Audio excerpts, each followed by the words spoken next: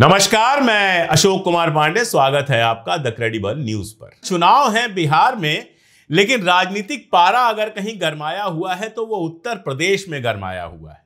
उत्तर प्रदेश वैसे भी पॉलिटिक्स के लिहाज से एक ऐसा प्रदेश है जहां राजनीतिक पारा अक्सर गरमाया होता है, और इस बार ये हुआ है मायावती जी की रैली के बाद। मायावती जी ने एक रैली की और रैली की चर्चा है।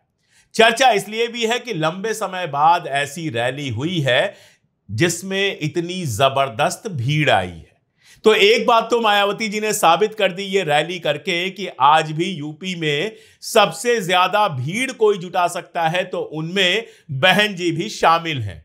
लेकिन चर्चा सिर्फ भीड़ के चलते नहीं हो रही है। देखिए, पिछले चुनाव में बहुजन समाज पार्टी का लगातार ग्राफ नीचे गया है। सिर्फ एक विधायक है उनके पास, वो भी जनरल कैटेगरी से है, एक भी दलित विधायक नहीं है मायावती जी के पास। ये सही है। दूसरी बात यह कि दलितों का मतलब सिर्फ एक जाति नहीं होती है, दूसरी भी बहुत सारी जातियां हैं। और दलितों में जाटों को अगर छोड़ दें तो बाकी दलित जो समुदाय है उसका वोट पिछली बार समाजवादी पार्टी और कांग्रेस को मिला है। आप देख सकते हैं कि समाजवादी पार्टी के पास प्रिया सरोज से लेकर तमाम ऐसे विधायक और सांसद हैं जो दलित जातियों से आते हैं लेकिन समाजवादी पार्टी के साथ हैं। ऐसे में मायावती जी का कल जो पूरा का पूरा आयोजन था, कार्यक्रम था, उसमें जो भाषण दिया गया वो बेहद इंपॉर्टेंट था। उसको समझना बहुत जरूरी है। जैसे एक बात जिसकी सबसे ज्यादा चर्चा हो रही है वो ये है कि उन्होंने योगी जी की तारीफ की। तारीफ की वजह उन्होंने बताई। उन्होंने कहा कि जो पार्क उन्होंने बनवाए थे उसके जो टिकट वगैरह लगते हैं, उससे जो पैसे आते हैं, उसका इस्तेमाल योगी जी ने पार्क वगैरह की मरम्मत के लिए करवाया, जबकि समाजवादी पार्टी के समय उस पैसे का उपयोग दूसरी जगह किया गया था। हालांकि उन्होंने बताया नहीं कि किस जगह उपयोग किया गया था। क्या जहां उपयोग किया गया था वो गलत था, या सपा के टाइम में क्या पार्कों की हालत खराब हो गई थी? हम तो गवाह हैं, ऐसा कुछ दिखता नहीं है। लेकिन मायावती जी ने कुल मिलाजुलाकर, और पिछले लंबे समय से उनकी पॉलिटिक्स अगर आप देखेंगे तो ऐसा लगता है कि उनका गुस्सा ज्यादा समाजवादी पार्टी से है। और चूंकि कांग्रेस समाजवादी पार्टी के साथ है तो साथ में वो कांग्रेस को भी कुछ ना कुछ कहती हुई चलती हैं। भारतीय जनता पार्टी या योगी आदित्यनाथ पर सीधे कुछ कहने से बचती। अब इसको लेकर तमाम सारे षड्यंत्र थ्योरी जो होती हैं वो हमारे सामने आती हैं। एक ये कहा जाता है कि मायावती जी के करप्शन की फाइल जो हैं वो भारतीय जनता पार्टी के पास हैं, और भारतीय जनता पार्टी जब चाहे तब मायावती जी को गिरफ्तार कर सकती है। ये एक बात अक्सर कही जाती है। इस बात के बारे में जरा सोचिए, क्या वाकई नरेंद्र मोदी या योगी आदित्यनाथ बहन मायावती को गिरफ्तार कर सकते हैं? सोच के देखिएगा, अगर मायावती जी को 15 दिन के लिए भी गिरफ्तार करके ये जेल में डाल देंगे तो उत्तर प्रदेश का वो दलित मतदाता भी जो मायावती जी को वोट अब नहीं दे रहा है, वो भी भारतीय जनता पार्टी के पूरी तरह से खिलाफ हो जाएगा। और मामला सिर्फ उत्तर प्रदेश तक नहीं जाएगा। मायावती जी की पार्टी अब केवल भले उत्तर प्रदेश में थोड़ी बहुत प्रभावी रह चुकी है, लेकिन उनकी एक राष्ट्रीय उपस्थिति है। पंजाब हो, मध्य प्रदेश हो, महाराष्ट्र हो, और ऐसे कई सारे और राज्य हैं जहां एक जमाने में मायावती जी का असर रहा है और सम्मान आज भी है। आज भी वो बिल्कुल कहा जा सकता है इस बात को कि इकलौती दलित नेता हैं जो अपने दम पर मुख्यमंत्री बनी। कांग्रेस से या बीजेपी से नहीं, अपनी पार्टी बनाकर बसपा से मुख्यमंत्री बनने वाली, यानी दलित राजनीति करते हुए 4 बार मुख्यमंत्री बनने वाली इकलौती नेता है। अगर ऐसे नेता को गिरफ्तार करने की हिम्मत भी करेगी भारतीय जनता पार्टी तो पूरे देश में उसकी क्या प्रतिक्रिया होगी, यह सोच पाना भी बहुत मुश्किल है। और नरेंद्र मोदी या योगी आदित्यनाथ, बाकी चाहे जो भी हो, राजनीति के जो अपने पासे फेंकते हैं वो बहुत सोच समझ के फेंकते हैं। वो कोई केजरीवाल नहीं है जिनको आप जेल में डाल दोगे और कुछ बड़ा नहीं होगा। वो मायावती जी हैं। उनको जेल में डालने का मतलब है कि आपकी दलित विरोधी छवि जो है वो पूरे देश में बन जाएगी। इसलिए मैं पूरी हिम्मत और पूरे दावे के साथ कह रहा हूं कि मायावती जी को जेल में डालने की हिम्मत ना तो नरेंद्र मोदी जी के पास है और ना ही योगी आदित्यनाथ के पास है। इस बात को बहुत क्लियर समझ लेना चाहिए। समाजवादी पार्टी के साथ मायावती जी के रिश्ते बनते बिगड़ते रहे हैं।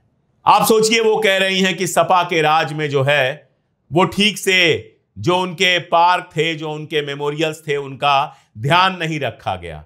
तो सवाल ये पूछा जाना चाहिए कि अगर नहीं ध्यान रखा गया तो उसके बाद समाजवादी पार्टी के साथ आपने समझौता कैसे कर लिया? समाजवादी पार्टी, एक बार पुराना जो गेस्ट हाउस कांड है वो सबको याद है, उसके बाद लंबे समय तक समाजवादी पार्टी से उनके 36 के रिश्ते रहे। बाद में बुआ भतीजा बने लोग अखिलेश के साथ, उनकी तस्वीरें आई, चुनाव प्रचार किया गया, अखिलेश जी की जो पत्नी है उनका पैर छूते हुए फोटो आया, सब कुछ आया। और फिर से एक बार एकदम से हम देखते हैं कि मायावती जी आक्रामक होती हैं समाजवादी पार्टी के ऊपर और भारतीय जनता पार्टी को बख्श देती हैं। सवाल पूछे जा रहे हैं और सवाल पूछे जाएंगे। एक दलित आईपीएस ऑफिसर ने आत्महत्या की है। आरोप यह लगाया है कि सवर्ण अफसरों ने उनको गालियां दी हैं, जाति सूचक शब्दों का प्रयोग किया है, उनके साथ भेदभाव किया है। रायबरेली में एक दलित को पीट पीट कर मार दिया गया। सीजेआई गवई साहब जो हैं उनके ऊपर जूता फेंका गया। यह सारा कुछ हफ्ते 10 दिन के अंदर हुआ है। और मायावती जी जब मंच से भाषण देती हैं तो उस समय इनमें से किसी घटना का जिक्र नहीं करती हैं। रायबरेली वाली घटना पर रायबरेली जाकर परिवार से मिलती नहीं है। वैसे तो परिवार से मिलने वाली परंपरा बसपा में बहुत रही नहीं है। मायावती जी कभी भी लिंचिंग या इस तरह की घटनाओं के बाद जाती नहीं रही हैं, लेकिन दलितों के मुद्दे वो लगातार उठाती रही हैं। और अब ऐसी हालत हो गई है कि कई बार बड़ा से बड़ा ऐसा कोई कांड हो जाता है, लेकिन मायावती जी के बयान भी नहीं आते। आखिर इसका क्या कारण है? ज्यादा समय वो दिल्ली के बंगले में रहती हैं, जहां ज्यादा लोगों से मुलाकात नहीं करती हैं। उन्होंने एक बात और कही कि आजम खान से जो मेरी मुलाकात की बात की जा रही है वो झूठ है, मैं जिससे मिलती हूं खुल के मिलती हूं।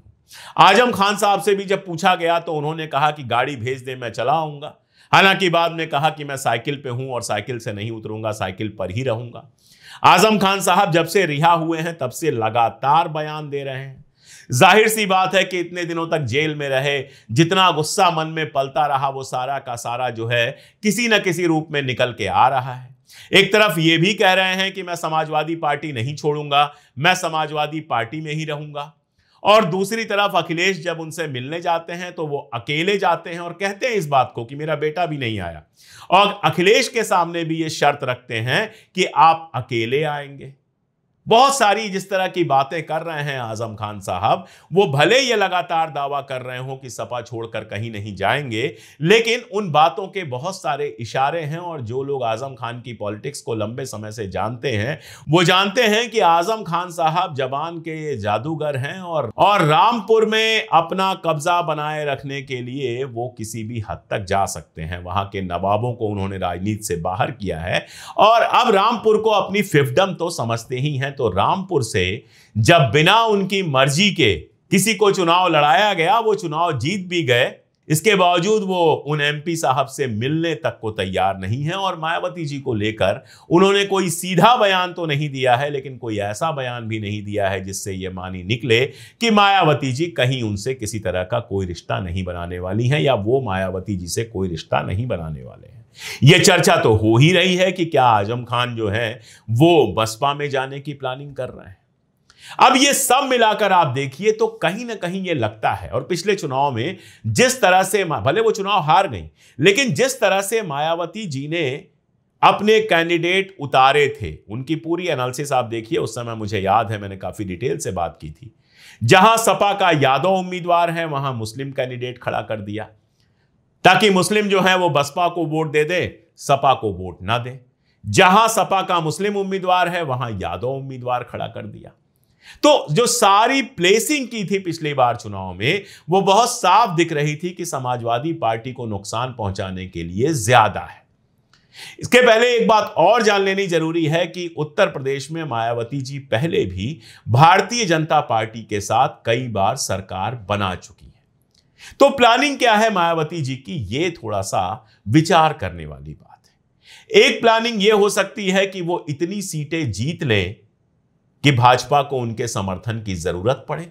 दूसरी प्लानिंग यह हो सकती है कि अगर आजम खान और कुछ दूसरे मुस्लिम नेता उनकी पार्टी में आते हैं तो मुसलमानों के वोटों का एक चंक वो काट सके जिसका नुकसान समाजवादी पार्टी को हो और समाजवादी पार्टी उस स्थिति में ना पहुंच सके कि वो सरकार बना सके। और तीसरा तो जो कहा जा रहा है, जो आरोप लगाया जा रहा है, चाहे वो अजय राय जी हों, चाहे वो अखिलेश जी हों, या फिर सुरेंद्र राजपूत जैसे लोग हों, ये लोग जो आरोप लगा रहे हैं वो है ही कि ये रैली जो थी वो भारतीय जनता पार्टी द्वारा प्रायोजित थी, ये जानबूझकर कराई गई थी ताकि दलित अत्याचारों से मुद्दे हट जाएं, ताकि मायावती जी को फिर से इस्टेब्लिश किया जा सके। अभी जो हालात यूपी में हैं, पिछली बार तक जिस तरह से मायावती जी ने चुनाव लड़ा है, उससे तो यही लगता है कि मायावती जी जितनी मजबूत होंगी, फायदा बीजेपी को होगा। लेकिन उत्तर प्रदेश की राजनीति को अगर आप समझते हैं और उत्तर प्रदेश की राजनीति का आप इतिहास जानते हैं तो एक बात और है, मायावती जी मुख्यमंत्री से कम किसी बात के लिए नहीं सोचती हैं और एक वक्त था कि उनका नाम प्रधानमंत्री के लिए भी लिया जाता था। तो अब किस दबाव में है वो, किस परेशानी में है वो, ये तो कोई नहीं जानता। जहां तक मेरा मानना है, मैं बहुत साफ जानता हूं कि भले करप्शन के केसेज हों, लेकिन उनको जेल वेल में डालना भारतीय जनता पार्टी के बस की बात नहीं है। हां, कुछ और चीजें हो सकती हैं, जेल ना भी डाले तो बहुत सारी चीजें हो सकती हैं, जांचें हो सकती हैं, पैसे फंसाए जा सकते हैं, संपत्तियां जब्त की जा सकती हैं, ये सारा कुछ हो सकता है और इन सब का डर भी हो सकता है। लेकिन इसके साथ साथ समाजवादी पार्टी से गेस्ट हाउस कांड के बाद से ही जो खुन्नस चल रही है वो खुन्नस भी हो सकती है। देखिए, मायावती जी अंबेडकरवाद की बात जरूर करती हैं, लेकिन टिपिकल अंबेडकरवादी राजनीति उस तरह से उन्होंने की नहीं है। भारतीय जनता पार्टी के साथ बार बार गठबंधन किया है, इसलिए सांप्रदायिकता के सवाल पर तो उनसे सवाल पूछा जा सकता है बड़े आराम से कि आपने पहले भी गठबंधन किया है, आप आगे भी गठबंधन कर सकती हैं। सांप्रदायिकता के सवाल को लेकर कभी बहुत ज्यादा आक्रामक मायावती जी रही नहीं है। ठीक है, भाषण वगैरह में भले बोल दें, लेकिन एक पार्टी के तौर पर बसपा कभी सांप्रदायिकता पर बहुत ज्यादा आक्रामक नहीं रही है। इसके बावजूद मुस्लिम वोटों का एक अच्छा खासा हिस्सा एक जमाने में बसपा के साथ रहा है। नसीमुद्दीन सिद्दीकी वगैरह थे बसपा में और बसपा को अच्छा खासा मुस्लिम वोट मिलता था, इसमें कोई दो राय नहीं। लेकिन इस वोट के बावजूद, चाहे वो गोधरा कांड हो, चाहे उसके बाद की चीजें हो, चाहे यूपी से लेकर देश भर में मुसलमानों की लिंचिंग का मामला हो, चाहे आई लव मोहम्मद का मामला हो, आप मायावती जी की कोई सक्रियता या उनका बयान बड़ी मुश्किल से ढूंढ पाएंगे। तो सांप्रदायिकता के मामले पर मायावती जी का ऐसा कोई कमिटमेंट नहीं है कि वो भारतीय जनता पार्टी के साथ सरकार बना सके। इस बात को बहुत साफ समझ लेना चाहिए।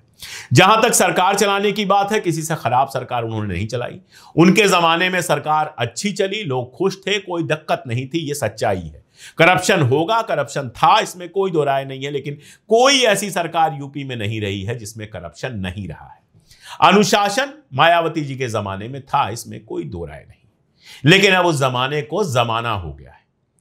जिस पीढ़ी ने मायावती का शासन देखा है, उस पीढ़ी को काफी वक्त हो गया है। उसके बाद एक पूरी पीढ़ी खड़ी हो गई है जिसको अब याद नहीं है कि मायावती जी का शासन कैसा था।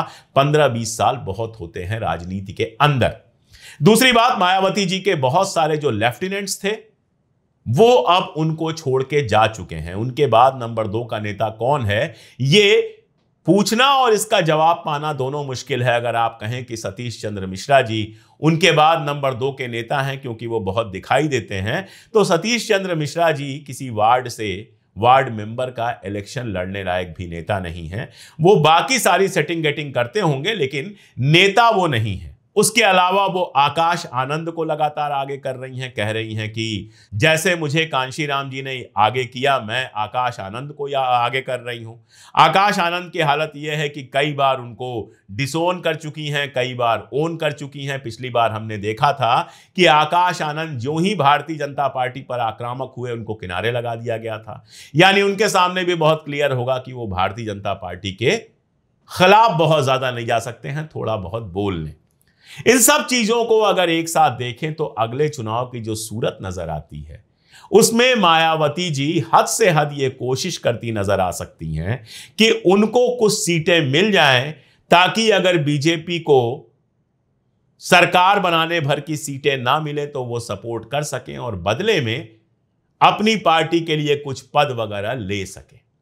बाकी भीड़ इकट्ठा हुई और मैं ये बार बार कहता हूं कि मायावती जी की ये ताकत है। आज भी उत्तर प्रदेश में एक पूरा तबका है जो मायावती जी के ऊपर आंख मूंद कर भरोसा करता है, जो मायावती जी के कहने पर हाथी पर मुहर लगाता है, भले किसी भी जाति का कैसा भी कैंडिडेट वहां पर चुनाव लड़ रहा हो।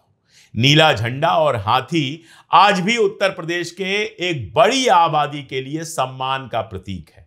लेकिन क्या मायावती जी उस सम्मान की रक्षा कर पा रही हैं? क्या मायावती जी वाकई दलितों के अधिकार की लड़ाई लड़ पा रही हैं? क्या मायावती जी उस उत्तर प्रदेश सरकार की तारीफ करके, जिसके ज्यादातर समर्थक आरक्षण के विरोधी और दलितों के मुखालिफ हैं, डॉक्टर अंबेडकर के बारे में जाने कैसे कैसी बातें करती हैं, अपने समर्थक वर्ग को निराश नहीं कर रही हैं? और अगर ऐसा हुआ तो यकीन जानिए कि यह भीड़ जो है वोट में तब्दील होगी कि नहीं होगी, ये वक्त ही बताएगा। क्योंकि एक पूरी पीढ़ी आ चुकी है उसके बाद, जो या तो अंबेडकरवादी है तो फिर वो सांप्रदायिक नहीं है, वो सांप्रदायिकता से आगे सोचती है, संविधान बचाने की बात सोचती है, और वो इस बात पर भरोसा नहीं करेगी, इस बात को स्वीकार नहीं करेगी कि एक अंबेडकरवादी पार्टी बसपा जो है वो भाजपा के साथ गठबंधन करे, और या तो दूसरी पार्टियों में वो बहुत कायदे से सेटल हो चुकी है। तो देखना है मायावती जी का कितना असर होता है। और दरअसल इस पूरी कवायद का असर जो है वो बिहार चुनाव में भी होने वाला है, जहां पर सीजेआई के ऊपर जो जूता फेंका गया है, आरजेडी और कांग्रेस बड़ा मुद्दा उसको बनाने जा रही हैं। मायावती जी वहां जाकर उसको काउंटर करती हैं या उस मुद्दे पे कुछ और बात करती हैं, ये भी देखने वाली बात होगी। आज के लिए इतना ही, बहुत शुक्रिया।